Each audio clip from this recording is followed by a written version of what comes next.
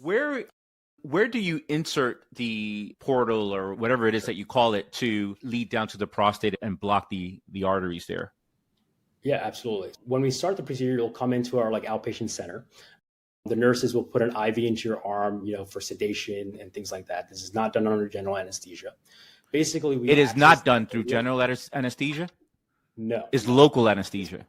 This is local lidocaine, and oftentimes we give a mild sedative that you would typically get when you have your colonoscopy or endoscopy or things like that, where it's a twilight sedation. Two medications called Versed and fentanyl. Patients typically fall asleep. Some of my patients actually want to watch, and I've like, go for it. Yeah, absolutely. There's a big screening that we're watching, they're watching, so it's a nice kind of experience. Oftentimes patients fall asleep. It takes about 2 hours. So the portal that what we kind of access is the radial artery, the artery in your wrist where you feel your pulse. There's also a big artery in your upper thigh called the femoral artery. And that's what you can probably feel if you palpate your groin area as well. We put a small needle into that artery, no big cuts, nothing like that, just a small nick the size of your fingernail, maybe probably even half the size of your fingernail.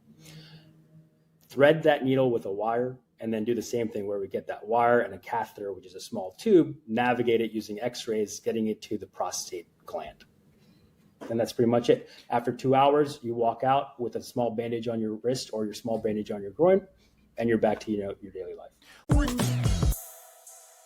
We hope you found this highlight helpful. Don't forget to subscribe and turn on notifications to stay connected. Be sure to check the description for more information about our sponsors.